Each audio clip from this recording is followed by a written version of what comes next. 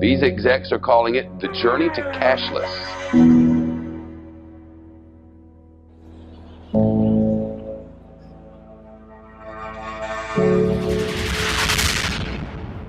First of all, I'd like to say that we always had disruption.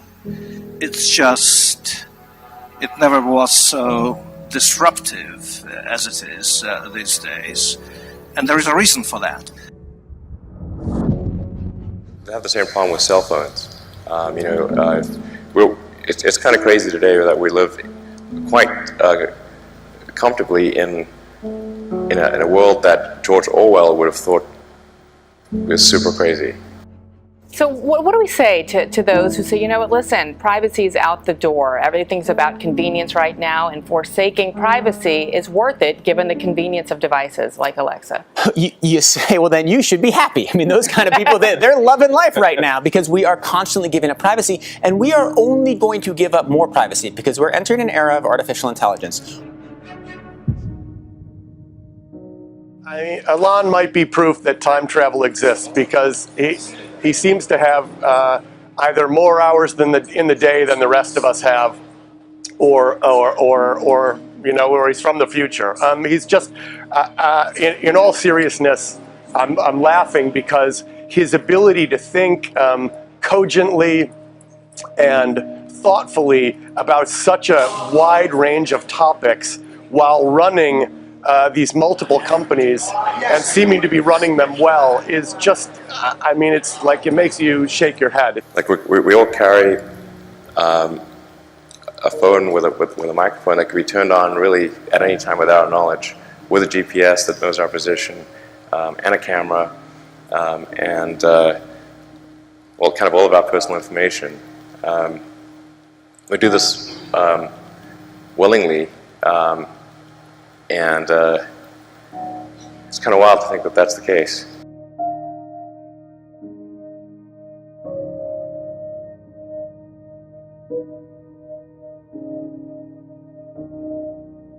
To get that data everywhere, they have to invade your privacy in all kinds of ways. So we have this constant trade-off. For convenience and for innovation, we give up our privacy. Issuing an alert this week that some so-called smart toys may be spying on your kids. Even though these toys may be a lot of fun, they may be very educational, they may also have a dark side. A sad sign of the times when even toys intended to educate can make trouble. A sad sign of the times when even... But the way privacy and technology work is we just give it up as time goes on. So eventually they'll record more and they'll sell it to more places. But that will use this data, whether or not they're large corporations or governments, to undermine our privacy, which is the foundation of a free society. Well, I was kind of shocked in reviewing the state of things to realize that these had all occurred. The digital age has brought us many wonders, but when you look at the bottom line of how it's impacted our economy and society, it's a troubling report.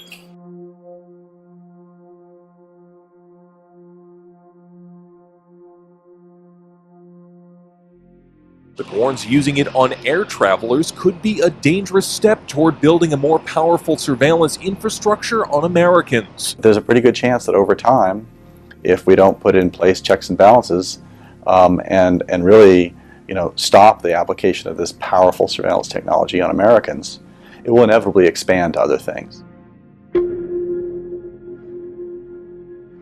What is of huge and should be of huge interest to you is the underlying technology called the blockchain. This is the greatest innovation in computer science, to me, in a generation.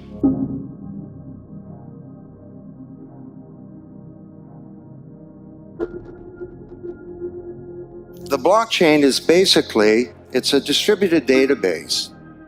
Think of a global spreadsheet. And this is a spreadsheet where information can be stored in a way that's immutable and uncorruptible and unchangeable.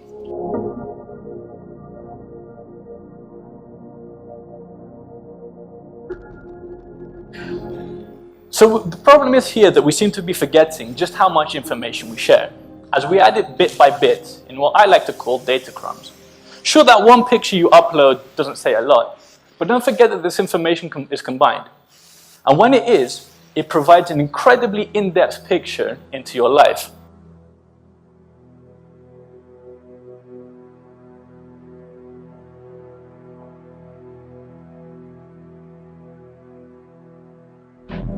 Visa is leading the charge toward a cashless culture by connecting with electric race cars speeding through New York City.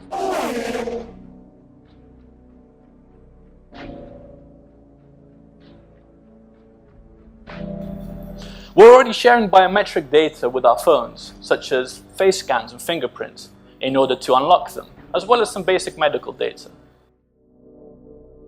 Around the world, move away from cash to electronic because they're more convenient. And let me warn you, we're entering a period of time where it's more valuable and sometimes even cheaper to store your data instead of delete it. And it's actively being used to train modern systems such as artificial intelligence. Let's talk about Elon Musk for a second then. I have exposure to the very most cutting edge AI, and I think people should be really concerned about it. I keep sounding the alarm bell. When it comes to the rest of us, Google says that we've only got time until 2030 when robots can match human intelligence. So I invited a special guest today to help me with the opening. So, wake up, my little friend. All right, he's with us. So, could you tell us who you are? I am not Leverns. Now, I know you are not Leverness. Leverness is standing here. So what's your name and why are you here? My name is Nell, and I wanted to tell you all that my younger cousins are getting ready to conquest the world. Really? By a computer, that a computer would either never beat the best human player or that it was 20 years away. And last year, AlphaGo, which was done by DeepMind, which is a kind of a Google subsidiary, absolutely crushed the world's best player. And now it can play the top 50 simultaneously and crush them all. So, just like that pace of progress is remarkable. So, you saw the movie. What is going on around the world?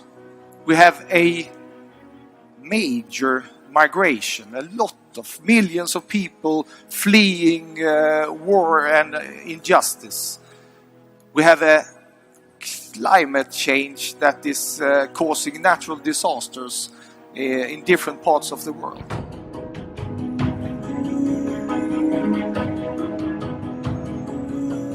We have, as you heard, a rapid urbanization. Actually, 200,000 people every day move into urban areas globally.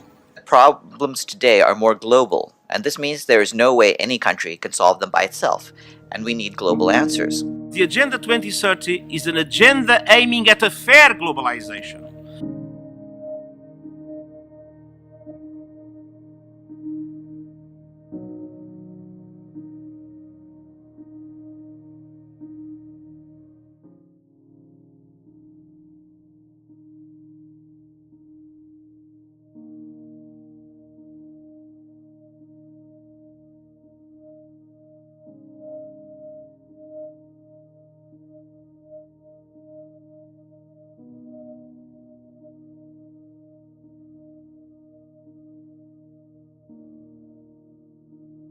ID 2020 is a global strategic initiative aiming to help deliver against the United Nations sustainable goal of legal identity for all.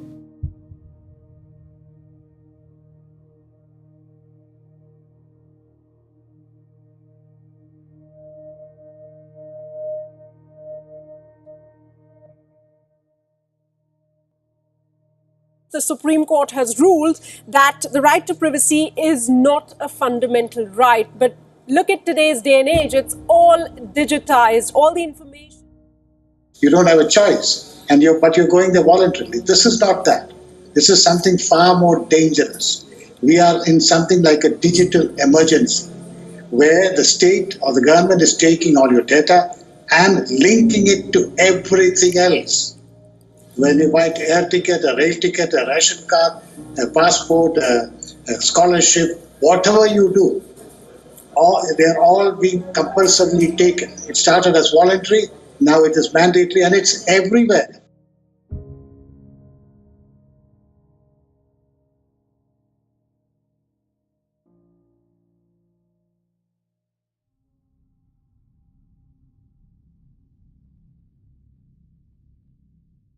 So we're at one of those weird turning points, once again, in human history, where we're going to get another kick at the can to rewrite the economic power grid and to make a world that's more peer-to-peer and that's more just and that's more transparent. What an exciting time to be alive. Attendance was off the charts, the largest participation ever at an NGA meeting.